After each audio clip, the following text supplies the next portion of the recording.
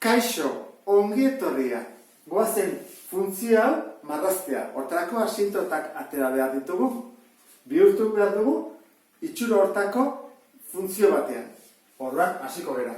Zer egin behar da? Zatiketa. Horran zatiketa egiteko jarri beharko dugu lehenengo minus isa gehi bi zati isaken hiru. Ezta? Bestela jarri behar lehenengo maila altuena dut eta gero txikiena. Zerekin bidertu behar dugu minus batekin berdina izateko, ezta? Horran da, minus isa eta minus bihar minus plus. Kenketa egin behar dugu, hau badi joa, eta bi ken hiru da minus bat. Goazen erauntara jartzea orduan, i berdin. Lehenengo jarriko dugu, ondarra minus bat dela, zati isaken hiru, eta zenbat oso minus bat. Hau da, gu dugu funtzioa.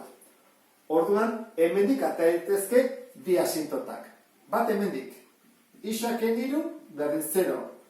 Isa da hiru. Hau da asintota bat. Isa berdin hiru. Eta beste asintota zein da? Hau. I berdin minus bat. Bi asintota horiek marraztu ingo ditugu orduan. Lehenengo asintota vertikala jarriko dut. Isa berdin hiru. Orduan, hemen dago. Eta bestetik, i berdin minus bat, hemendik.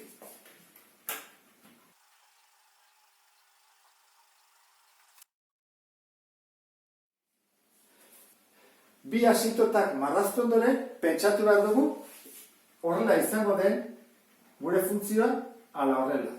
Nun begiratu behar dugu, hemen, ezta?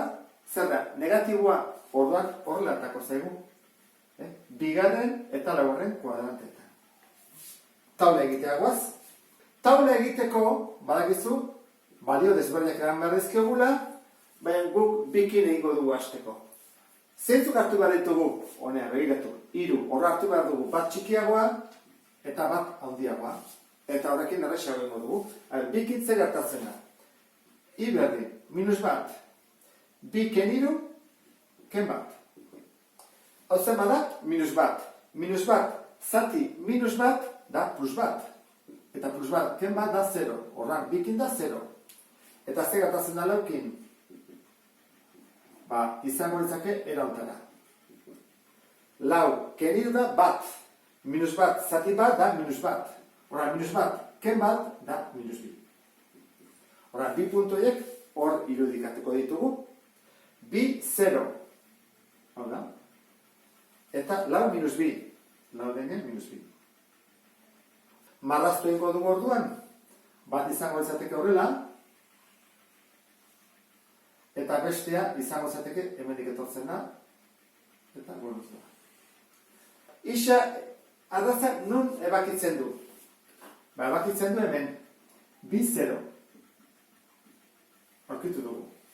I arrazarekiko ebakidu da puntua jakiteko jarri badu isa berdin 0. Orduan, horrezkatzen badugu, gelditzen zego horrela.